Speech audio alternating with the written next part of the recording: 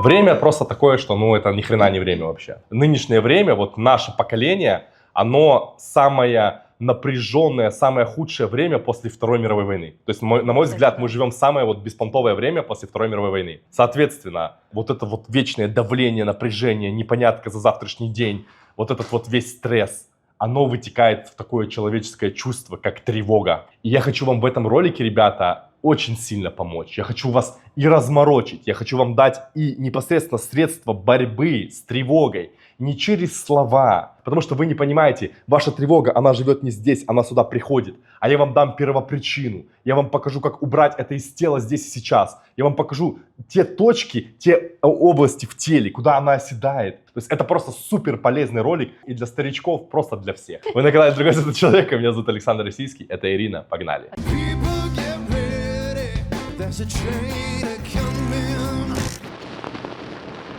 Вот смотрите, ребята, то есть я вам сейчас вот буквально за одно предложение сразу же объясню, как отличить настоящего специалиста хорошего от фуфло. Вот если вы придете к психологу и скажете, у меня тревожность, вот как понять сразу, бежать от него надо или он толковый человек? Если на ваши слова у меня тревога, у меня тревожные мысли, у меня какие-то страхи, у меня это все, если при этом он начнет с вами просто разговаривать, то это фуфло, сразу же понимаете. Потому что вы должны понимать, такие чувства, как тревога, такие чувства, как страхи, они все прежде всего зарождаются внутри вашего тела. Это импульсы, застрявшие внутри вашего тела, которые подают застрявшие импульсы в ваш мозг. И вы это опознаете уже как тревожность. И если получается, вы приходите просто к человеку, а он не понимает такую простую взаимосвязь, что тревога это не мысли в голове, а это импульсы в теле, то значит он живет по отсталым вот этим вот схемам Фрейда и старинной психологии. Потому что смотрите, вот вы, например, приходите ко мне или вообще к такому специалисту, который понимает, как работает человек. Ты приходишь ко мне, говоришь: Александр, у меня тревога. Знаешь, что я перво-наперво начну делать, смотреть? Я, во-первых, начну смотреть, как ты выглядишь в принципе. То есть я начну смотреть на твое лицо. То есть если там вот эти вот глаза, которые свойственны педали газа, пешки так называемые. То есть вот смотрите фотки, 1, 2, 3. Посмотрите, что эти фотки объединяет. Это как бы такие глаза, которые с застывшим немного испугом, застывшим каким-то вот немножко они вот такие попутанные. Они как бы вот в панике бегают сами по себе. Если речь, с которой человек пришел, она обрывистая, то есть понимаешь, что человек бам, тут, его как бы заносит в стороны. Если вот общий от него вот такой вайб, знаешь, как колючий. То есть вот ты пришла, я смотрю, ага, глаза вот эти вот бегают шальные. То полужалость к себе, то полураздражение на мир. Вот такая какая-то ситуация.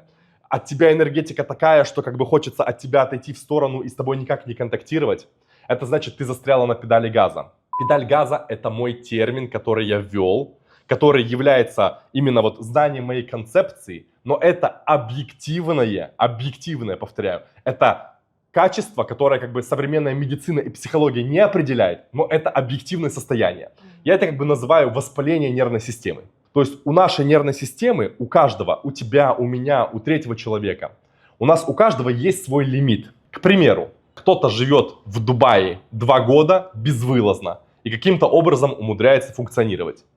То есть я, например, пожил там пару месяцев, и я понимаю, что я уже на грани того, что мне очень тяжело, понимаешь, да? А кто-то еще с более мелким запасом, то есть его вообще вот этот вот шум, быстрый темп, он его уничтожит за неделю. То есть у каждого свой запас. Так же самое, у каждого свой запас, например, давление. Кого-то можно сутки прессинговать в кабинете и выбивать из него какие-то показания, он может держаться. А кто-то сломается за 2 часа. То есть это вот сила внутренней духа, сила вот запаса здоровья, сила нашей вот этого нервной системы. Так вот смотри, в принципе, по анатомическим признакам женщины слабее, чем мужчины в этой стезе. Потому что мужчины, смотрите, они более как бы на эмоции менее подвержены. Женщины это более существа, которые в хорошем смысле способны и разогнать, то есть они способны и возвыситься, они способны тебя заразить на мечты, на романтику, на что угодно, но обратной стороной вот эта вот их амплитуда эмоций, она может развернуться и просто уничтожать себя, уничтожать других. А мужчина, он более такой, знаешь, как бы деревянный, более такой Вот достучаться до него надо, и это его панцирь как бы как броня от того, чтобы он не слетел с катушек. Так и вот, в принципе, интересный факт, когда я жил в Европе, то там, вот по моим субъективным ощущениям, каждая примерно шестая женщина, вот в частности в Испании я жил, каждая шестая женщина, она вот на этой педали газа. То есть вот эти вот бешеные глаза, вот эти вот немножко дерганность, вот эти вот все истории. В России тоже очень плохая ситуация с этим, тоже большое количество людей. В Азии, какой-нибудь в Таиланде, очень мало таких, я практически их не видел, потому что у них вот этот вот расслабленный немножко геймплей и так далее.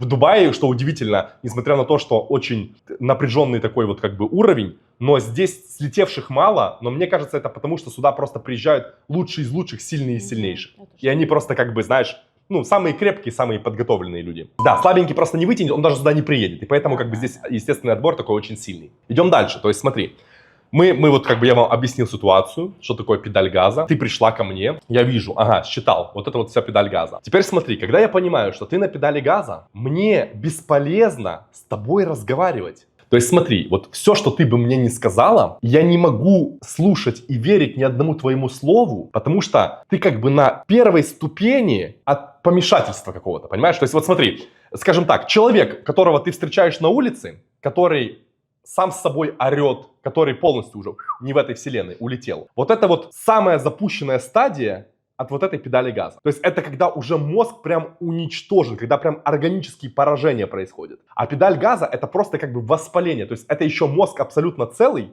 но уже связь нервной системы и мозга нарушена. На данный момент ты еще абсолютно здоровый человек, но уже не объективный человек, понимаешь, да? То есть ты мне можешь разгонять такие штуки, что Александр, я не знаю, что происходит, Александр, я сижу дома, все хорошо, но у меня постоянный страх, мне кажется, что с моим ребенком что-то произойдет, мне кажется, что там муж что-то сейчас наисполняет, мне кажется, что меня уволят с работы, мне кажется, что начнется сейчас война. То есть, понимаешь, ты свои внутренние импульсы страха, тревоги, которые просто бомбардируют твой мозг, ты их считываешь и пытаешься найти причину, отпиарить вовне, что происходит, почему ты себя так чувствуешь. А на самом деле проблема не вовне, а внутри.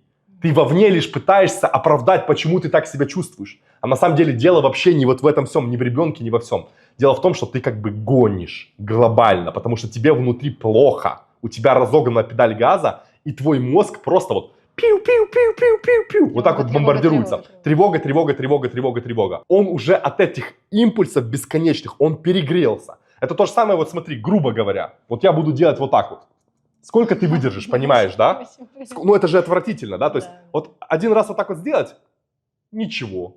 А потом опять, ничего. А если вот делать пам-пам-пам-пам-пам, сколько? Минута, 2, 3, и ты уже начинаешь просто с ума сходить, да? Так вот, то же самое примерно происходит и с вами. Вот эти застрявшие импульсы внутри перегрузки, они просто бомбардируют, бомбардируют, бомбардируют, бомбардируют. Все, это мы поняли, да? То есть, что с тобой происходит, что это все не по-настоящему, что из этого состояния педали газа, вот из этого тревоги, из этого вот этих страхов, можно выйти в течение 5 минут. Это не требует психотерапии. Это не требует погружения в детство и объяснения, что с твоими мамой и папой. Это все ошибки и заблуждения современной психологии. Именно поэтому я говорю, ребята, если вы столкнулись с таким, бегите, потому что люди живут прошлым. Они не понимают те знания, они не понимают вот эту революцию, которая произошла, инновация, что это можно выбить из тела здесь и сейчас моментально. Теперь идем дальше. Смотрите, из тела я говорю, да? Откуда из тела? Где оно оседает? Оно оседает конкретно в определенных областях. И будь этот специалист вот обучен, допустим, моему методу, или просто топовый специалист, он сразу же понимает автоматически, что не бывает таких эмоций, как стресс, тревога, страх без дыхания. Просто не бывает. Потому что, условно говоря, смотри, если ты вот сейчас вот стоишь, да, и я тебе скажу, подыши 2 минуты, как собака, вот так вот. Вот если ты не поленишься и подышишь, даже, может быть, там и не 2 минуты, и минута, ты почувствуешь, что твое самочувствие, даже если ты до этого был такой дзеновый и весь на расслабоне, от этого дыхания ты перейдешь вот в это какое-то непонятное состояние, тебе плохо будет внутри себя. Когда ты попадаешь на застрявший стресс, страх, тревогу хроническую, ты не дышишь прям как собака, вот так вот.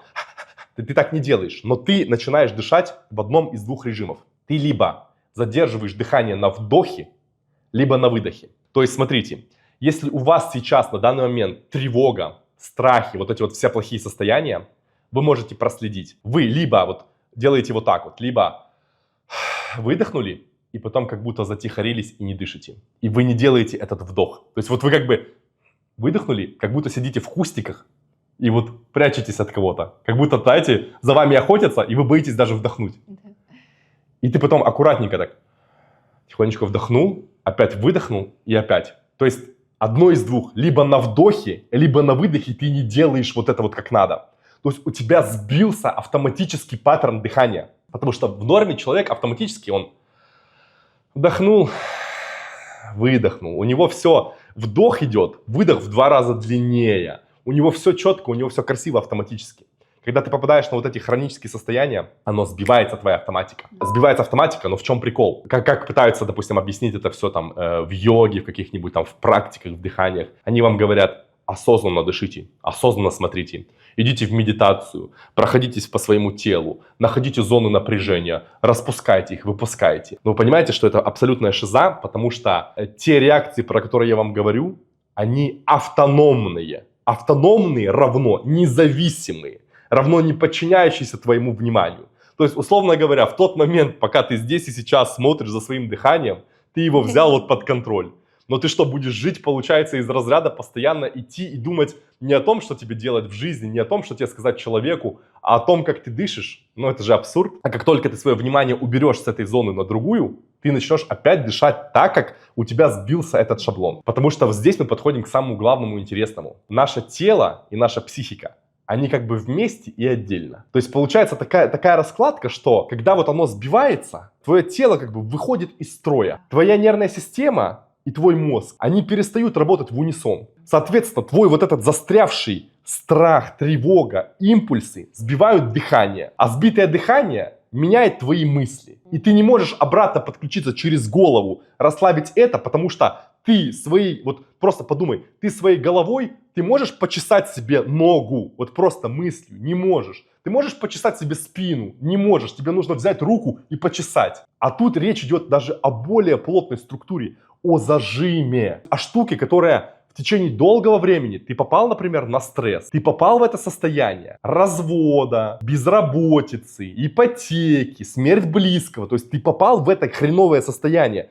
и оно не один день длилось, оно сегодня. Завтра ты просыпаешься, первая мысль, которая у тебя есть, опять это. В течение всего дня опять это. И вот оно просто наслаивается, и в итоге у тебя эти области, которые отвечают за стресс, я сейчас покажу позже, какие это области, они просто буквально обрастают вот этим сначала напряжением, а потом напряжение превращается в зажим. И дальше уже без ручного снятия этих мест бесполезно. Ты будешь находиться в хроническом состоянии.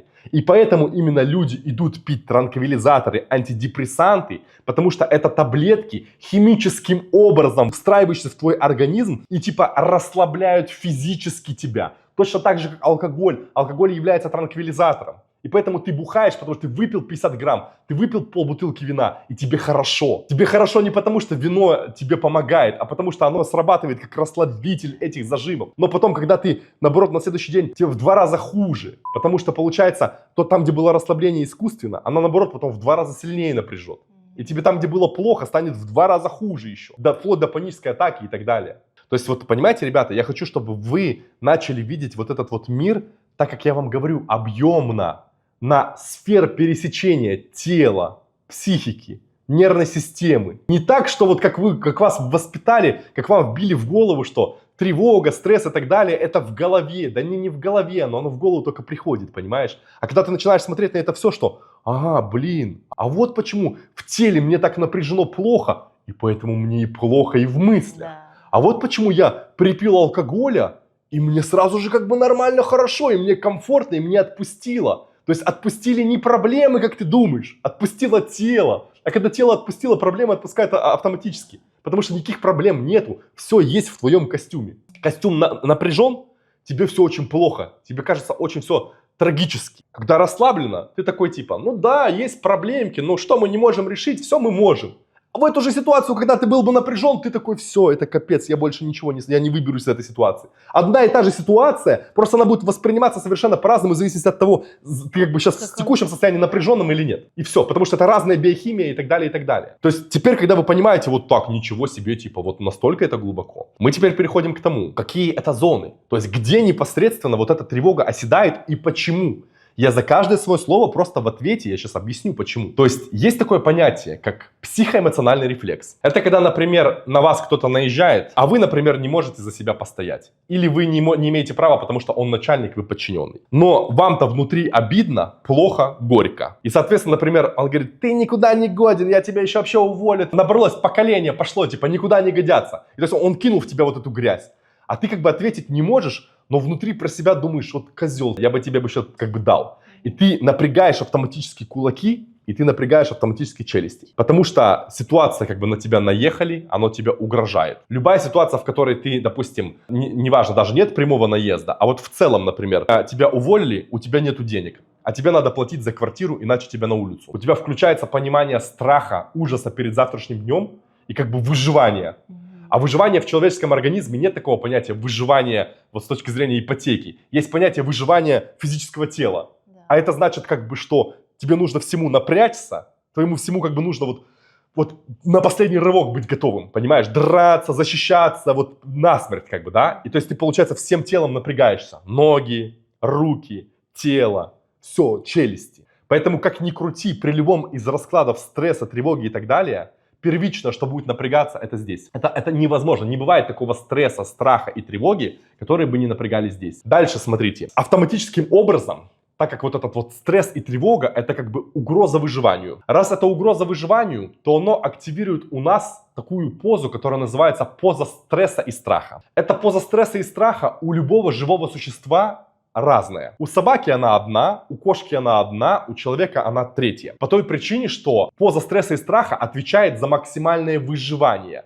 И если у кошки, например, вот здесь вот органы, то она станет вот так вот на дыбы, хвост распушит, надуется, типа она таким образом становится максимально большая, максимально страшная и максимально защитила. То у человека поза стресса и страха будет заключаться в том, чтобы спасти свою кабину, то есть спасти свою вот голову, самую вот в центр. Поэтому он голову сразу же пригибает вот так вот. Потому что наша голова, она типа отдельно. И она увеличивает площадь нашего роста очень сильно. И, например, какой-нибудь там взрыв или какой-нибудь удар, по голове попали и все, до свидания. Поэтому организм пытается чуть что сразу же ее прижать. И получается вот эти вот все боли из разряда за лопатками, шея и так далее, она связана с этой хроническим напряжением, когда твоя шея идет вперед, когда твои вот так вот плечики заворачиваются вперед, и ты либо вот так вот и ходишь, посмотри на улице, сколько таких людей, либо тебе как бы, стыдно так ходить, и тебе говорят, расправься, и ты как бы распрямляешься, но получается, твое тело делает вот так, а ты в противовес, типа, пытаешься держать себя ровно. И получается из-за того, что ты как бы по сути всегда как в спортзале качаешь мышцы. То есть оно идет туда, ты идешь вот туда. Из-за этого у тебя здесь перенапряжение и болит страшно, потому что ты на самом деле ты хочешь, и твое тело вот нагнулось вперед. А ты просто, как знаешь, на силе воли не разрешаешь ему пойти вперед. То есть вторая зона у нас идет шея, идущая вперед. Третья зона. Так как ты вот на этой позе стресса и страха, то это не просто, знаешь, как бы вот только шея ушла вперед. Чтобы вот так вот туда уйти, то есть вот эта вот вся область живота, она буквально, знаете, как камень, то есть она напрягается, то есть вот так вот, чтобы завернуться тебя в колобок, чтобы шея ушла туда, чтобы вот тут все напряглось. И, соответственно, если вот вы проанализируете просто себя, подумаете, вот ощутите даже внутри, расслаблено ли у вас здесь или у вас здесь буквально как камень. И потом я вам покажу, как нужно именно тестом вот это вот все проделать и прочувствовать. Ну и четвертая, я бы сказал, четвертая и пятая зона. Четвертая — это непосредственно диафрагма, которая отвечает за дыхание. То есть ты тоже сейчас покажу, как она функционирует в стрессе и не в стрессе. И пятая — это ноги. Потому что ты всегда хочешь как бы убежать от этого страха. Они просто напрягаются и становятся в таком напряженном состоянии. Итого, получается, смотрите, челюсти, шея, вот здесь вот на уровне диафрагма, живот и ноги. Вот настоящий специалист, он бы на ваш запрос «мне страшно», «у меня тревога хроническая» и так далее, он бы сказал: понял, можете не продолжать, все, сейчас посмотрите, что будет. И он бы просто вас взял, он бы проработал эти зоны техникой фасциального декодинга. То есть, что такое фасциальный декодинг? Это когда ты подключаешься своей рукой, своей фасцией к фасции человека. Фасция — это такая прозрачная пленка, которая обтягивает все наше тело. И, соответственно, эта фасция является отражением нашей нервной системы. Когда мы напрягаемся психически, эта фасция напрягается физически. Соответственно, ты ее когда расслабляешь, расслабляется психика. И то есть отклик от такой манипуляции происходит мгновенный. То есть я о том, что ты сейчас вот в таком плохом состоянии напряженном, ты можешь в этой тревоге быть уже 10 лет кряду, ты можешь быть уже несколько лет на антидепрессантах, на транквилизаторах и так далее. Ничего тебе может не помогать. А вот тут вот ты просто проработал, убрал эти очаги, и тебе вот все остальное не надо. То есть ты просто из состояния А попадаешь каким-то чудом вот сразу же в состояние здорового, свободного, расслабленного человека. Коих уже у меня примеров тысячи. То есть смотрите, что нужно делать первично. Вот вы остались вот перед такой проблемой. У вас тревога, у вас какой-то хронический страх, вам плохо, вы не знаете, что делать. Вот как вам здесь и сейчас себе сделать на порядок лучше, самостоятельно, мгновенно. То есть я бы на вашем месте бы начал с челюстей. То есть люди путают такое понятие. Смотрите, вот это вот, видите область вот здесь? Вот если вы пальцами вот сюда вот на эту точку поставите, вот сюда, то люди, например, такие, ну да, понятно, тут кость. Но дело в том, что тут не кость. Вот здесь вот на самом деле идет мышца. Просто у людей она в таком состоянии напряжения, что оно пальпируется, то есть на ощупь как кость. Они думают, что вот эта вот мышца, которая есть мышца, что это в принципе типа наш череп и так далее. То есть получается вот эта вот область от сих до сих, она должна быть сильно мягче, чем вы себе представляете. Ну вот дал бы вам потрогать, почувствовать. Вот Ирина, почувствуй, смотри. Видишь? Она вот как рука, например, ты можешь прямо внутрь вот так вот засунуть, видишь? Ой, она такая приятная. Да, она на самом деле просто вот как, Ну, типа, мягенькая. она как упругая резина. Но она не как бетон, не как дерево, не как железо. Мы берем, ставим сюда, да? И вот должна быть вот эта вот вся область, она должна быть вот такой вот мягкой, упругой резины. Как мы можем этого добиться состояния? Я обычно захожу это с двух сторон, и с внутренней, и с внешней. То есть проще всего начать, допустим, как бы я бы начал. Я бы поставил вот так вот, закрыл бы глаза, сел бы удобно. Я бы поставил палец вот так вот на передние зубы и вдоль, поверху бы его, вдоль вот так вот повел бы. Когда бы я его повел сюда, я бы уперся здесь вот в такую как бы перегородку. И кажется, что это тоже какая-то кость. Но это не кость, смотрите, вот здесь вот. Это такая мышца жевательная. Вы, упирая туда палец, в голове расслабились, ушли в это внутреннее состояние и своим пальцем как бы вот так вот мягенько, как бы на месте, вот как будто, знаешь, не так вот вибрацию пальцем, а как будто бы на месте, с точки зрения физического мира, твой палец вот на месте стоит, а как будто ты силой мысли вот эту вот вибрацию даешь. То есть ты даешь эту вибрацию на уровне своей мыслеформы, то есть ты представляешь, как вот он, как такой, как дрель, проходит вовнутрь. Как некий червяк, который пробуривает землю, или как яблоко, он входит туда. И то есть тебе не нужно физически вот так вот дергать. Ты упер туда в точку, твой палец, он раскаленный, металл, он входит как бы в маргарин, соответственно, он как бы его проплавляет, и ты еще такую как бы легкую вибрацию даешь. И вот на этом состоянии ты туда поставил, вот так вот сделал, вдохнул, выдохнул. И пошел туда работать. Физически ты можешь еще даже, знаешь, как сделать? Ты можешь физически немножечко как бы вот так вот, немножко вот в полукругом.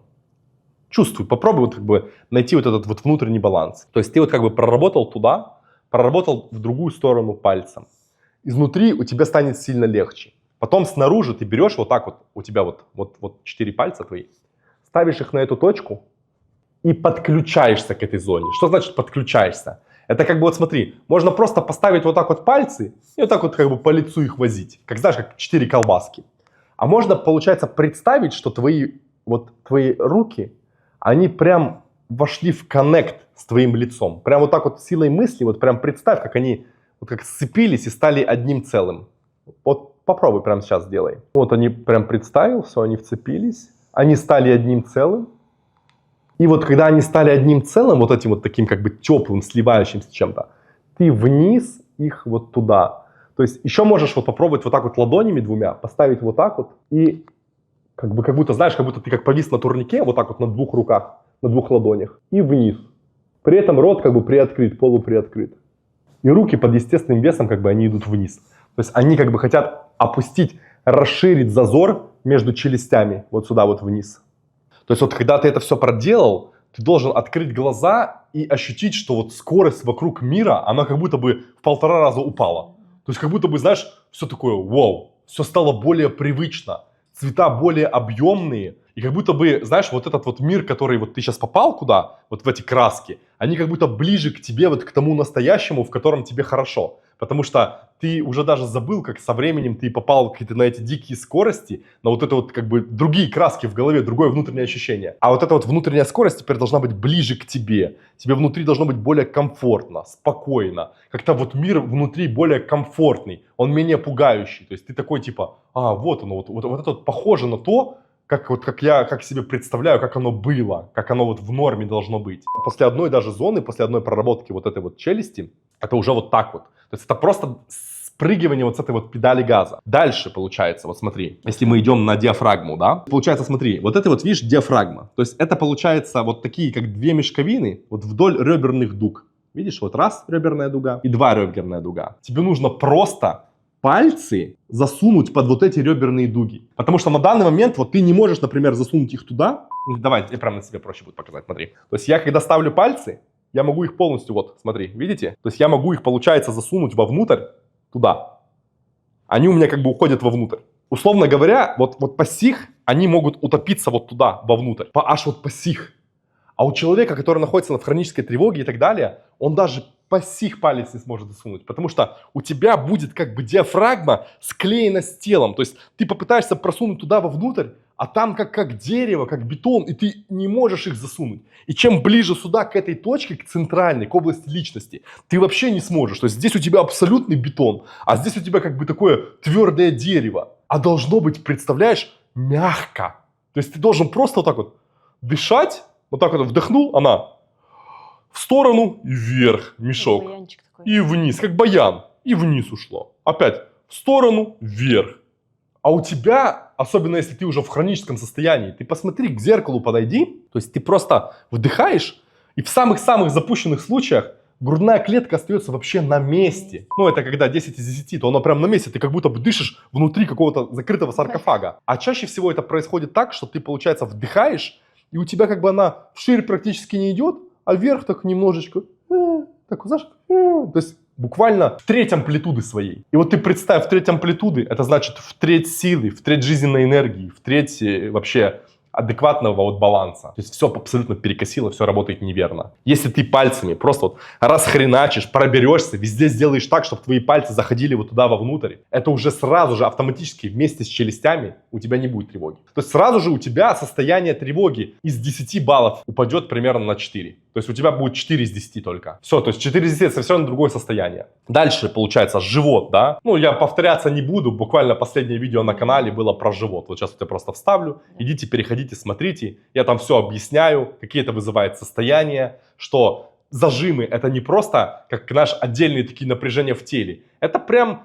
психотравмы, это прям такие манипуляторы вашего поведения. Это прям вы думаете, что вот у вас у одного такая тяжелая и неповторимая ситуация, а это просто симптом, и у любого зажатого человека срабатывает вот так же. Так же, как, например, если ты простудился, или у тебя там какой-то грипп, у тебя будет температура, насморк, слабость и так далее. Это же не уникально. У всех, кто заболел, насморк, слабость, там, кашель, чих и так далее. Вот зажимы это такая же штука. Ты думаешь, боже, за что мне такое наказание? И почему я ничего не могу с собой поделать? А на самом деле так думает абсолютно каждый человек, у кого зажимы. А зажимы у большей части людей по той причине, что мы живем в постсоветском социуме. У нас практически одного типа родители, которые нас как бы вот прессинговали. Не потому что они плохие, а потому что их прессинговали. И они по-другому не знали, не умели. И вот это просто круговая порука, круговой прессинг получается. То есть все, живот вы там проработали. Ноги то же самое. У меня есть ролик тоже на канале, где вы просто проработаете ноги. Там отдельно немножко история, там по-другому это все делается. Но тоже я рекомендую, потому что в течение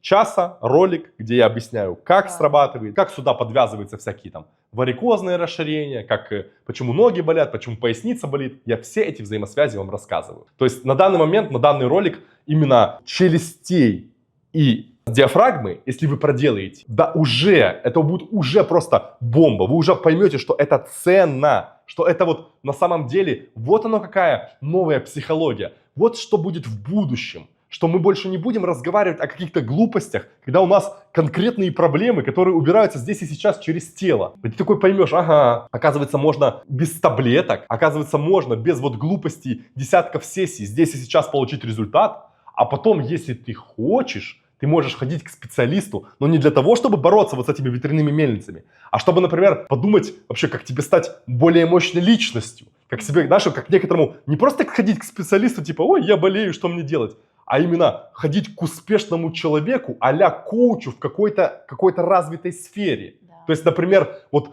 этот человек достиг и построил себе бизнес уже, и бизнес, например, вот связанный там с публичными выступлениями. И вот ты ходишь к такому человеку, потому что он тебе передает опыт, как именно сделать лучше. Вот такая будет психология. Она будет состоять из двух типов. Из людей, которые вот так вот убирают именно вот эти последствия, про которые я говорю. Код фасции, работа с фасцией, вытягивание психотравм. Это сразу же уберет все проблемы из будущего, все проблемы детства, все проблемы вот цепи тревоги, фобии и так далее. А другой тип людей будет именно прокачивать как некие коучи конкретно под конкретную задачу. Под то, что ты, например, тебе не хватает вот здесь именно уверенности там в публичных выступлениях, а тебе не хватает, например, ты хотел бы там раскрыть и лучше определиться, как тебе лучше держаться, вот более агрессивно или более, например, там наоборот вежливо. То есть ты как бы будешь, как знаешь, как стилист, находить больше свой костюм.